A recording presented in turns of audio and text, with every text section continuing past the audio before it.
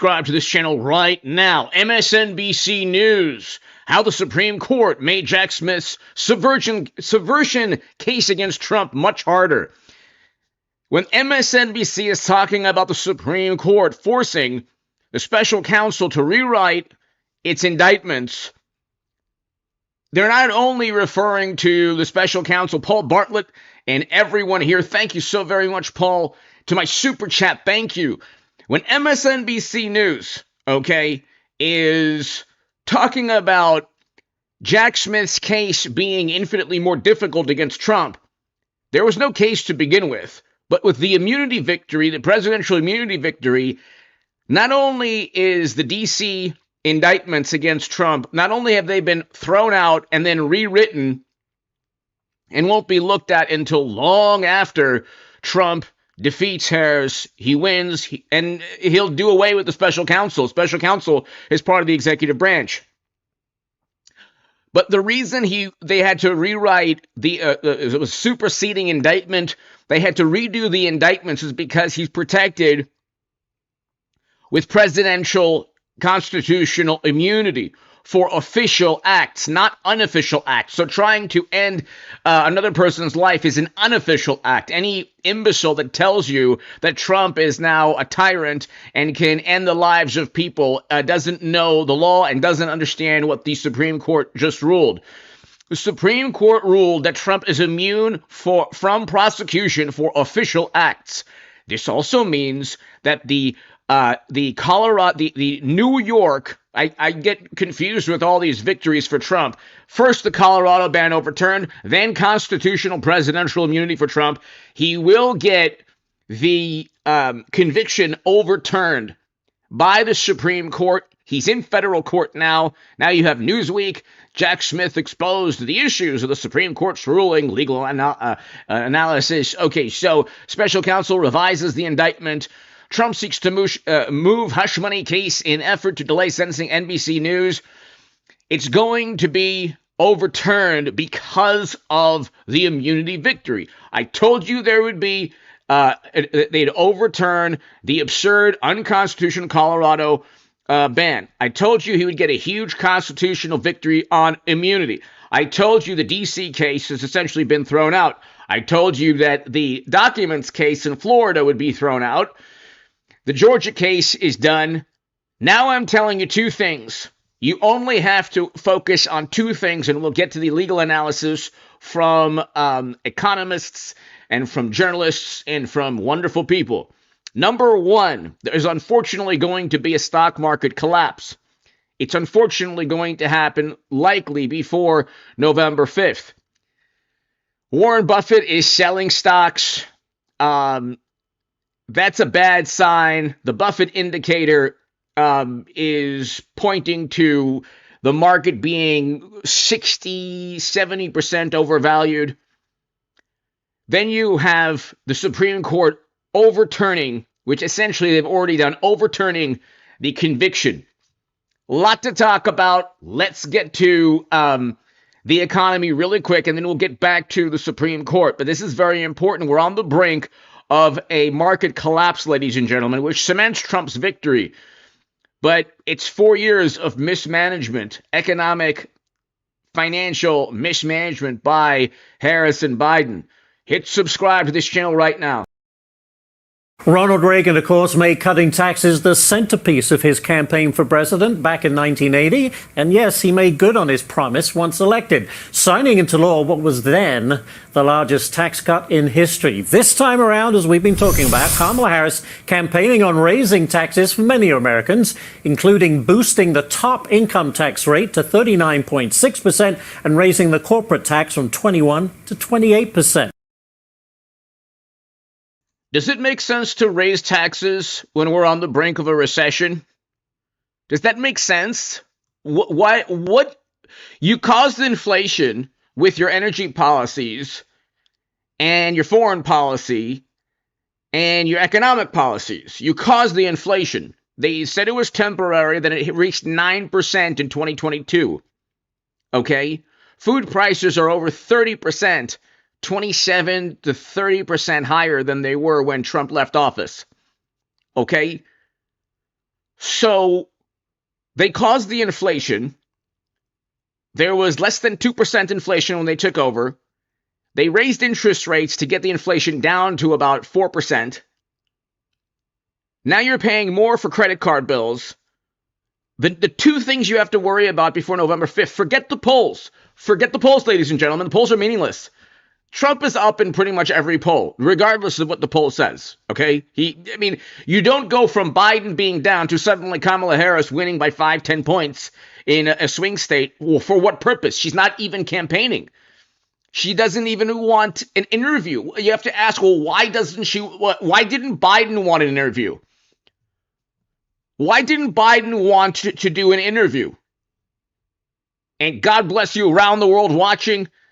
You can write in the super chat, or in the chat, why, or just, as you're watching, answer. Why didn't Biden do an interview? Want to do interviews when he was campaigning? Why was it so difficult 4 years ago to get Biden to campaign? To get Biden to do speeches and interviews? Why is it virtually impossible to get Kamala Harris to do an interview? Because they don't really have any policies. They are trying to ride a wave of overwhelmingly positive media coverage. That's it. Their policy is we're not Trump. But people love Trump.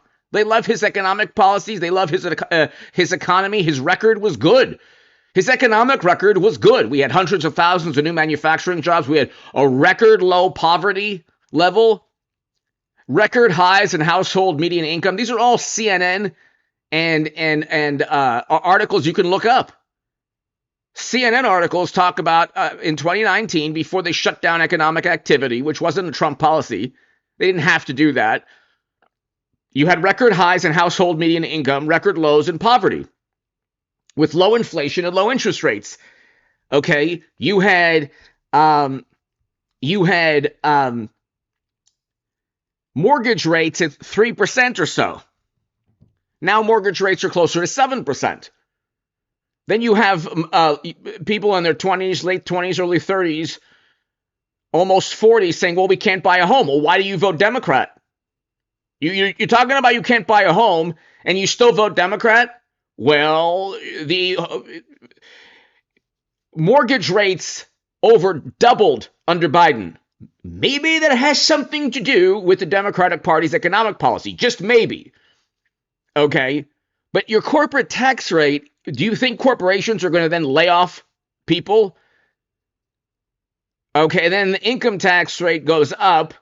But the wealthiest among us, there's like a million loopholes. So then what?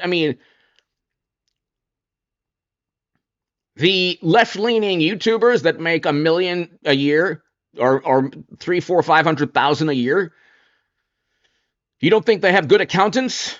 Okay, all the left-leaning Twitch streamers and socialists and democratic socialists and progressives and communists, if they're making $3, 4, 5, $600,000 or $1 million a year, being a pundit on the far left, you think they're paying their fair share? Probably not.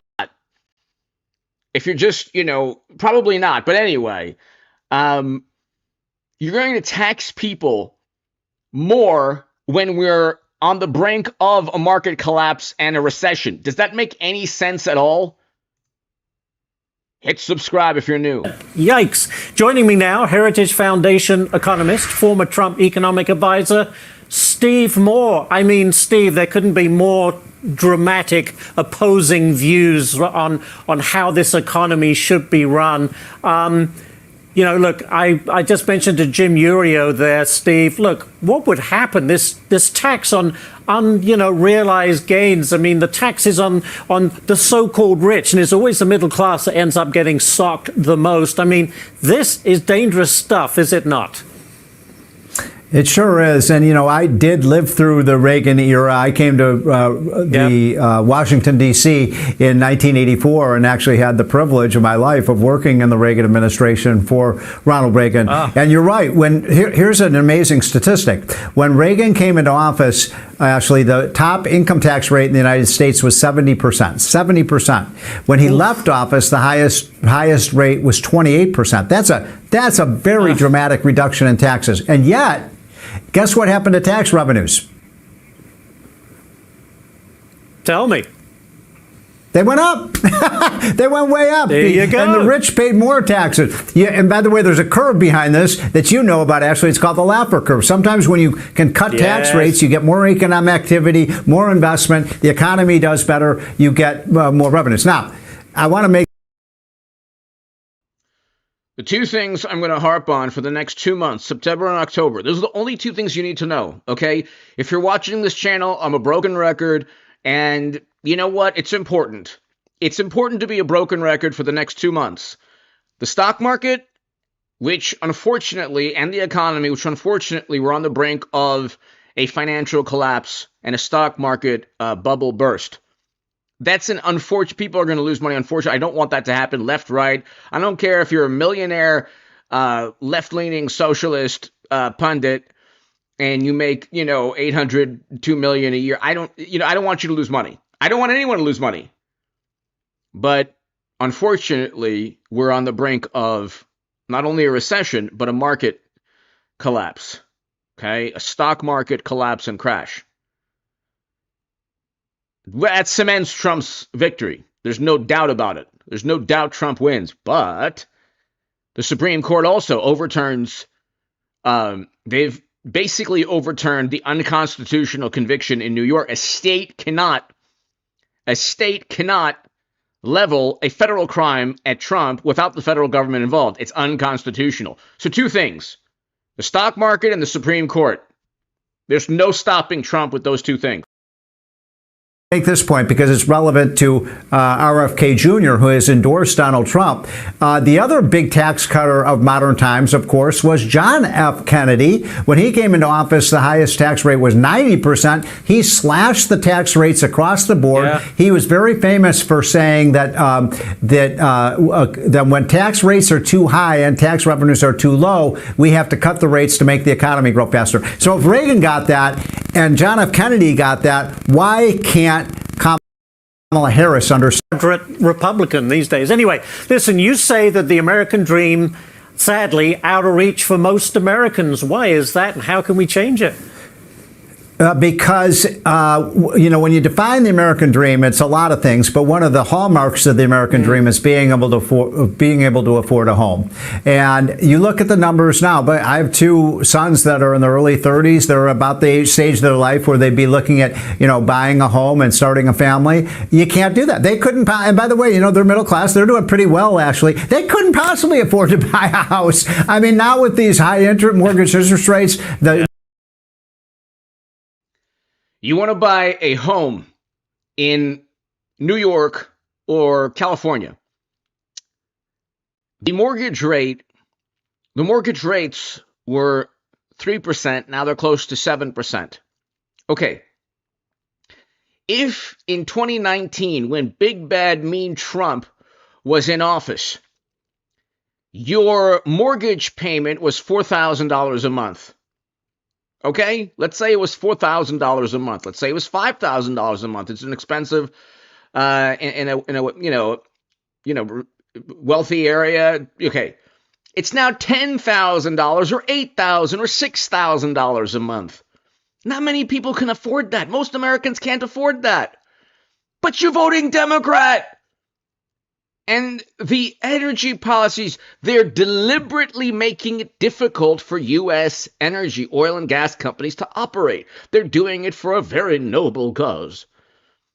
But it's not without consequences. Consequences! Was the, anyway. Consequences. It's not without consequences. So, if you found this channel and you're watching, I used to be the biggest Bernie Sanders booster on the internet, according to the Huffington Post. I was the unofficial scribe of Sanders' most hardcore voters, according to the Washington Post. Okay? I was, unfortunately, a person who perhaps was susceptible to left-leaning ideology, or my whole life I was a Democrat, and I didn't realize or acknowledge that most of the policies on the left are pure fantasy. They sound very good. They sound noble. They sound just. Medicare for all, Green New Deal, banning fracking. I was for all of those things. None of those things Democrats want now. Every 4 years, they suddenly jettison all of their policies. They're not feasible, number one. Number two, they never really believed in them anyway. Bernie Sanders and AOC exist to funnel left-leaning votes into the Democratic Party. Even you think Bernie Sanders truly believes that the United States of America or the Democratic Party, the same party that cheated him, Bernie Sanders, is going to ban fracking or enact a Green New Deal or implement Medicare for all? The Democrats don't want any of these things. It's a way to force or funnel or deceive the far left into voting Democrat every 4 years. And they'll do it too gleefully because they'll lose all their friends, all their family, all their Facebook or Instagram groups or whatever. They'll be shunned, excommunicated. They will have committed blasphemy and heresy, and they'll have to have new friends. Because what happens is when you vote for Trump or you leave the left, suddenly all the people who were lifelong friends, 90% of them leave. I can't be your friend anymore. You like Trump. He's a this, that, and it's all about image. It's like an 80s movie with these people. So they don't care about inflation or endless wars or high interest rates. They just want their sensibilities imposed upon the American electorate. That's it. So, but the point is, Steve Moore is a lot better. Steve Moore is a lot better for the U.S. economy and the future of the United States than Bernie Sanders. Okay, because with Steve Moore, with people who care about economic growth, you will have record low poverty. We had record low poverty with Trump. We don't have record low poverty with Biden. We have inflation, interest rates, and we're on the brink of a major recession. You just cannot buy a house today, and that's true of people in their 30s and 40s where they're just priced out of the market. The average, because of Biden's policies and the massive increase in costs and interest rates, a 30-year mortgage, you're going to pay payments almost twice as high today as you did. Hey, guy, yes. That was the old studio, exactly. Thank you, hey, guy. When Donald Trump was president. Do we really want 4 more years of that? Yeah, no kidding. Very quickly, Steve, the August jobs report out next Friday. Could be a game changer for the Fed. What are you expecting? Well, I've given up guessing because, as you know, the Labor Department over the last year and a half has overestimated the jobs by over 1 million. Did you know that? 1.1 million overestimation of jobs. So we keep I keep going on with Maria, and the more. The Dow, NASDAQ, S&P, they're all going to unfortunately tumble. Unfortunately, it's going to happen. And I don't want it to happen, but unfortunately it will. Okay?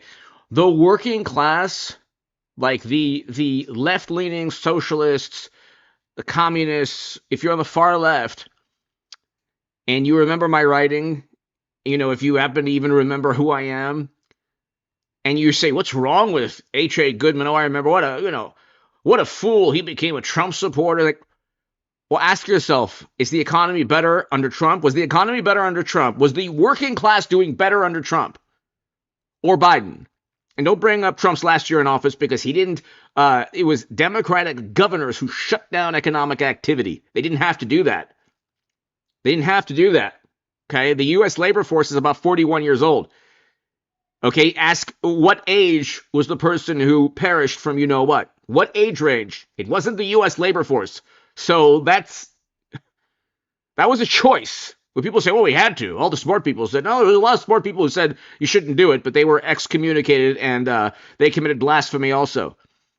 Steve Forbes, Steve Moore, all these people who the far left would say, oh, these are capitalists. It's the capitalists that are going to actually ensure that the working class do a lot better than the far left. The far left, we see what just left-leaning politics has led to. Inflation. We're on a brink of a recession and market collapse. And I have been telling you this for about 2 years now. By the way, Roger Babson, the economist who predicted the 1929 crash, was also saying that for 2 years. But anyway, not that I'm Roger Babson, I'm just saying. If you care about the working class, you vote Trump.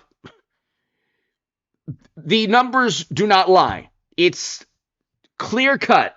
The economic numbers with Biden have been abysmal. Real wages just recently caught up to inflation. Real wages were down for half or most of his tenure. Real wages were up every year with Trump. I mean, you could look at the last year in office, but the last year was a self-inflicted wound. But let's continue. Forbes himself. So, Steve, we've talked about this a lot on the show. The number one issue for voters in this election is the economy. And Kamala Harris tells us, basically, I love what Joe Biden's done, but the American people hate it, Steve. But if you do another 4 years of these policies, you're going to get the same results of the last 3.5 years, right? Well, she's doing modern socialism with a smile. It's very, very upbeat. It's joyful. London should have known. Smile, people would accept this kind of nonsense. But that interview last night, while on the surface it went smoothly, no surprise, she has settled down and put out a real economic policy. She's sticking with price controls. She's sticking with higher taxes. She's sticking with Democrats can't even control their own primary. Actually, they control their primary. They don't even have a functioning primary. How are they going to control the price of produce or oil and gas? Price controls for what? They haven't given an example. So a price control for cars, for iPhones, for what? What are they going to? So I read it was that she wants to control produce, oil, gas, energy, rent. So you'll have shortages within like less than a year. You'll have shortages. In the old Soviet Union, you couldn't get like mayonnaise or ketchup. So is this? I mean, this is what you want just because Trump is mean? Just because Trump is mean? He's not even that mean. He's not mean. He's just like 24/7 negative media coverage. Anyone would be mean. Anyone would be viewed as Satan if the U.S. media, the global media, went after them for 7-8 years. Trump is actually a very good human being. You look, and he's the anti-war candidate. He's the one who is not okay with endless military conflict. The leaders we have now are just fine with that and just fine with the terrible economy. We had a great economy with Trump. People were doing better. Every demographic group across the board in this country was doing better under Trump. This is the first generation of Americans where half the electorate would rather lose money and have endless wars as long as a person they consider mean and rude isn't in office. I just don't get it. But anyway, let's continue. More regulations, and on things like EVs, where she says, oh, well, we're not going to force you to go to an EV. It's like you can keep your doctor under Obamacare. They're going to make regular cars so expensive by these regulations, they'll do it by fiat rather than by going for Congress and the voters. The thing, she used the word values. My values have not changed, Steve. So her value is knowingly inflicting financial hardship and suffering on the American people and then telling them, oh, well, you'll get some cheap insulin when you retire. But don't you know Trump is mean? That's the end of the world. It's the end of the world for Democrats. They don't care. That's in essence what it is, and not owning the devastation that they have wrought on every working man and woman. Well, this is the amazing thing. These people who parade themselves as tribunes of the people, champions of the downtrodden, end up making their lots worse off. And they ignore the fact, and she wasn't asked about it last night, why was it under Donald Trump household wealth went up? Why did wages go up? Why did lower and middle income people see their wages go up and the gap between the top and the bottom shrink instead of expand? And on inflation, she says, we got it down to 3%, ignoring, as you just heard, that it's still twice as high as it was when Donald Trump left office. And they raised interest rates. Okay, the Fed funds rate is well over 5%. So, again, mortgage rates went up. Credit card bills went up. Everything. Car loans went up. This is not normal to have such high interest rates. It's not normal to have high interest rates and high inflation. Okay. And it's still up 20% since they took office. And it's not going down. Yeah. Steve, let's move to this because Kamala Harris has got a plan to fix the housing crisis. It may sound nice if you like living in the old Soviet Union. As president, I will work in partnership with industry to build the housing we need both to rent and to buy. We will take down barriers and cut red tape, including at the state and local levels. The red tape and the regulations, these are all Democrats that are pushing for red tape. So I don't get that. How is a Democratic president that runs on greater bureaucracy going to cut red tape, but then you still have mortgage rates that are through the roof? So, Steve, let's translate that. What she's really getting at is federal intervention in local land use, giving the Uncle Sam that we don't like so much control of our property in our neighborhoods. And the problem with that is this is reserved for your city and your counties and your states. You want the technocrat in Washington, D.C. to come in and regulate how we use land in our communities? This is outrageous. Well, her plan will put us all living on the sidewalk because you see what the government did with charging stations. What, $7 billion for 8 in a couple of years? By the way, a London broil steak, okay, it's expensive now. Let's say you go to the supermarket and you want a London broil steak or you want, any type of steak. Okay, it could be $40. It could be $40 for just one little package of London broil under Harris. You might think that, well, that doesn't make any sense. Well, it's not that far off. It's like around close to 20 if it's like, a pound and a half or over 20. So, ground beef, for example, a packet of ground beef could be $20. Okay. Everything is going to be exponentially, or I should say, a great deal more expensive because energy policies, diesel will go up, diesel fuel will go up. That's how grocery chains get their product into the stores through big trucks that run on diesel. And Democrats continually make it more difficult to get diesel and to get energy into industries. But anyway, let's continue.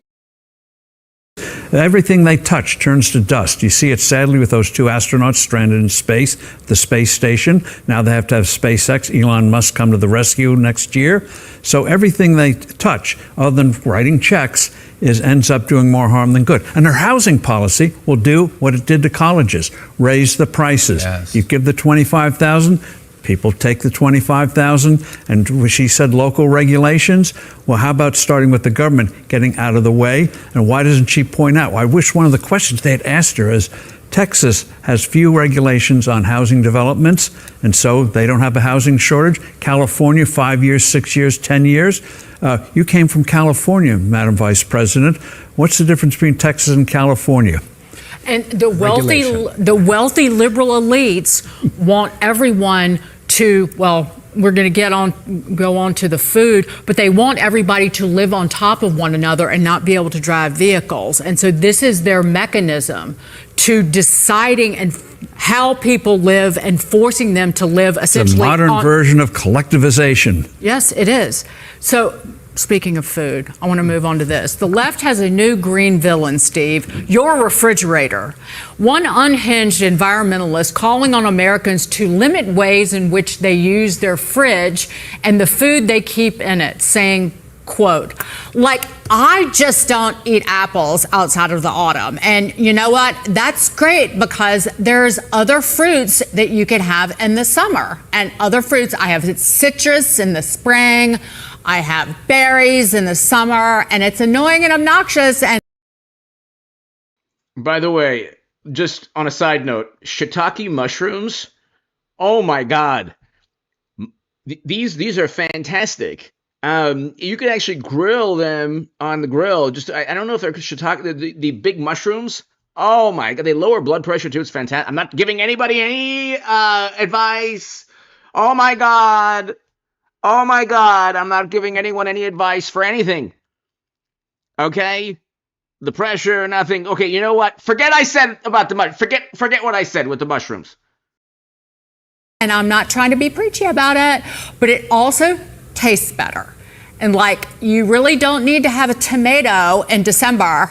It's going to taste like nothing anyway, so just don't do it. So they're going after your refrigerator. And actually, the whole refrigeration movement of moving food across the nation and around the world.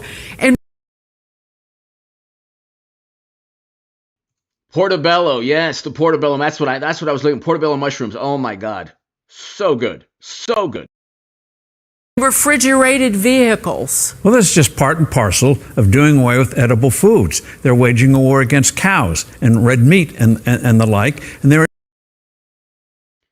You can forget having a barbecue if America, quote unquote America, quote unquote our democracy, quote unquote chooses Biden 2.0 in November, which Trump's going to win like 95%. But anyway, you can forget having a barbecue because it'll cost, if you have a barbecue for 10, 20 people, whatever, it'll cost $500-$600.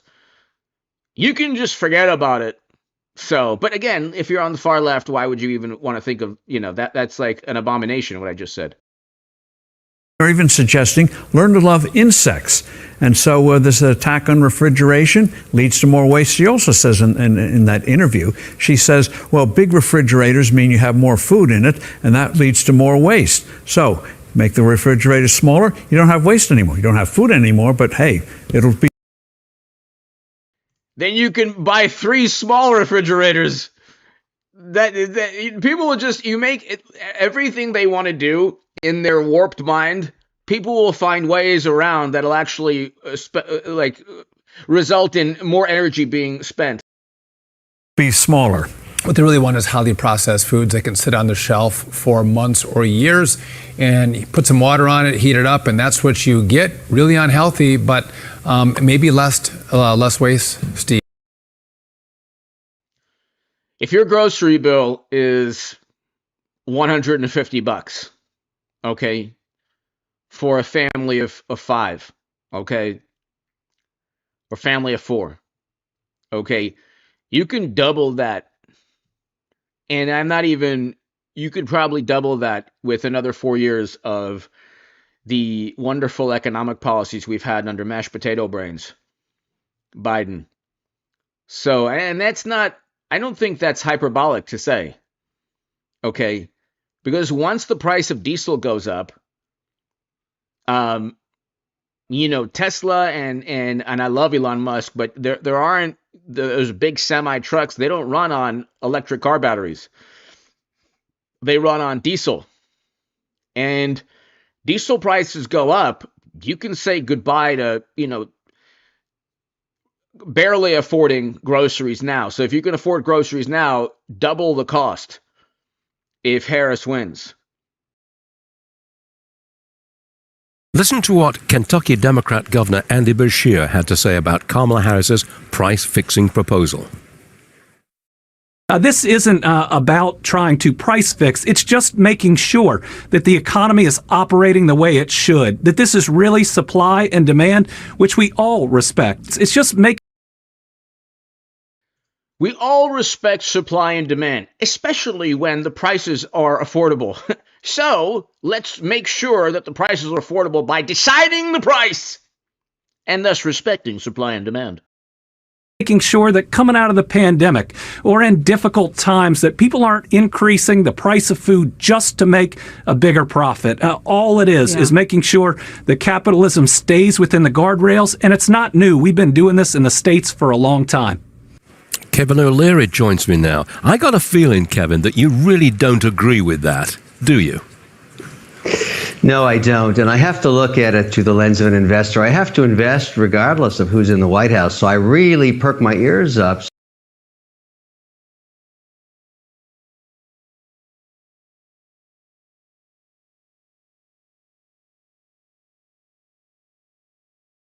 Great grandma, thank you. Great grandma Anon, thank you so very, very, very much.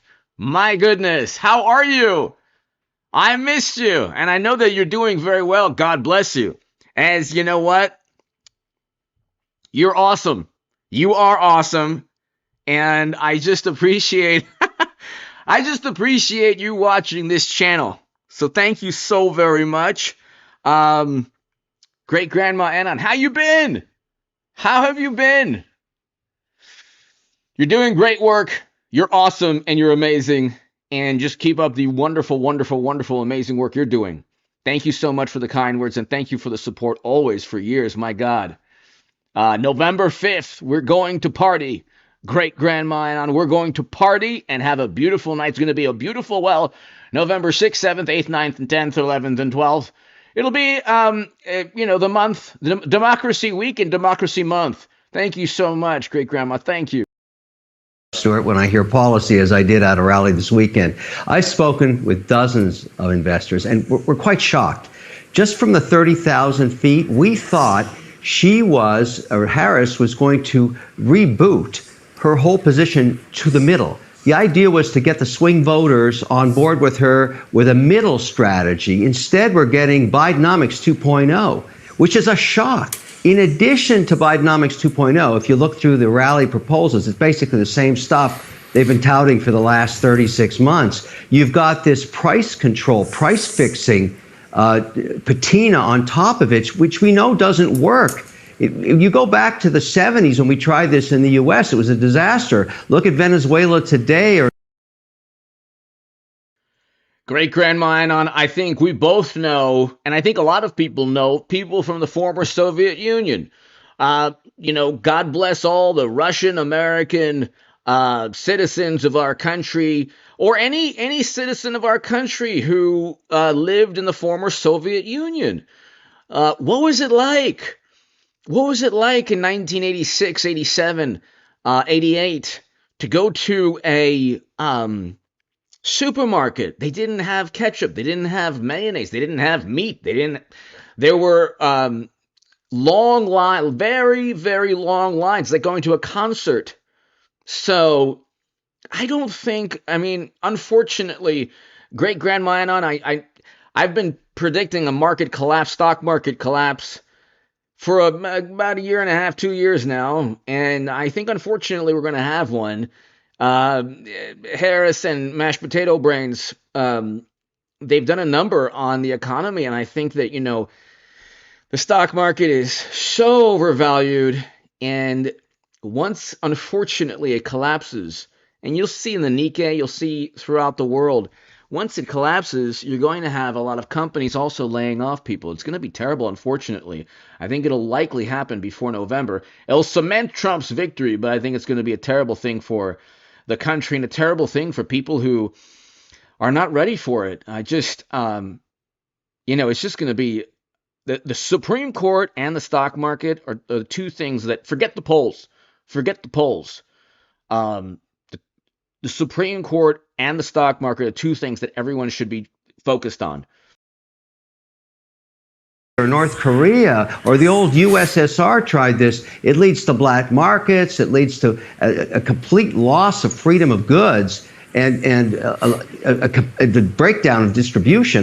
This is a really, really bad idea. And I'm so shocked that she's doing it. We're all shocked. We can't believe this is the platform. We're almost. Could you imagine Kamala Harris and Biden? Could you imagine Joe Biden deciding on the price of eggs? Hey, man, come on, man. Cornflakes. He fought cornflakes. This is the man who fought corn. So he's qualified to decide on the price of eggs because he had a fight with cornflakes when he was younger. Remember that? Could you imagine? Could you imagine? Paul, Bartlett, everyone here. Everyone here, T-Duck, everyone here. Great grandma Anon. Could you imagine?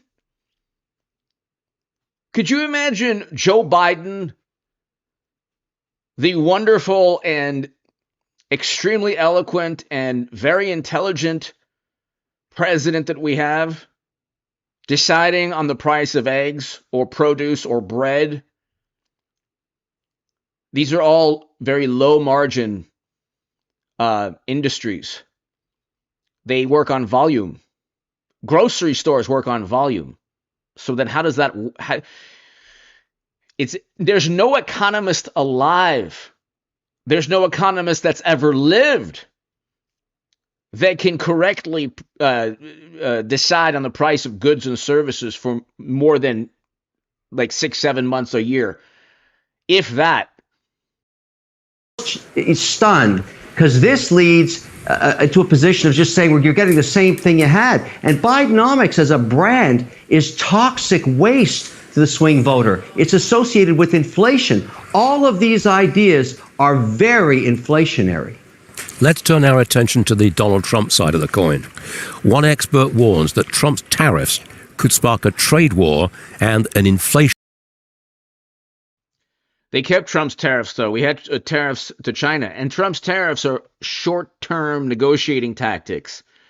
They're not long-term policies. They're short-term. So, for example, if somebody's stealing intellectual property, then, or if somebody, like, let's say, doesn't want to adhere to a border policy, whatever it is, that's a negotiating tactic. A tariff, short-term tariff, is far better than even a military avenue. Okay, you don't. If you're a country, let's say anywhere in the world, an adversary. Okay, you want your president, like Trump, to talk about economic retribution, not sending Americans. So that's a good thing. Shock within a year. What do you think to Trump's tariff proposals? The tariffs have been on for years, Stuart. This is basically a fight with China to get to a level playing field in trade. Personally, I don't like tariffs long term, but I understand them as weaponry. What I would prefer happen in either administration is to actually turn up the dial even harder at a time when the Chinese economy is not in its strongest position, and force them to the table on IP law and reciprocal laws and access to public markets. And the reason I feel this way is not academic research. I'm an investor. I have positions in China. And just so everybody knows why I'm so biased, they have screwed me over the last 12 years. I have no access to their courts. I can't understand why they get to list their companies without the same cost and compliance that I have to pay. It's time to really make them understand no more access to the U.S. market unless we get a reciprocal place. Squeeze Chinese heads is what I'm willing to do. So I like tariff policies, not forever, but to turn the heat up to a blowtorch temperature now. Well, there are other ways of saying it, but you know, here's the thing. They kept Trump's tariffs, they kept Trump's tax cuts. Okay, they did this because they know that it works. Okay, here's the issue. Trump's going to win, I would say 95%. 5% chance Harris wins. If she does, you can forget having a barbecue. It'll cost too much for ground beef, steak. It'll just cost too much. Diesel energy will go through the roof. Foreign policy is an unmitigated disaster. Great grandma, I agree with you on foreign policy. By the way, you're doing phenomenal, amazing, amazing work. Keep up the great work. Great grandma, now keep up the fantastic work. You are awesome. Everyone here, God bless you. Paul Bartlett, everyone, all the super chat, thank you so very much. Greatly appreciated, everybody. T Duck, thank you so much. I'll see you tomorrow. By the way, tomorrow I'll have a live stream. September, October, November, and beyond. 2 to 3 live streams a day. I should have a live stream. Probably around 3 p.m. Eastern, 3 p.m. Eastern tomorrow. So be here. God bless you all. Thank you so much, everybody. Great Grandma Anon, such a pleasure to see you. Thank you so much, and thank you for your support as always. We're going to party November 5th, 6th, 7th, 8th, 9th, however long it takes. It's a wonderful democracy we have. Well, it's very wonderful. Paul! So kind of you as always. Paul Bartlett in Australia. To my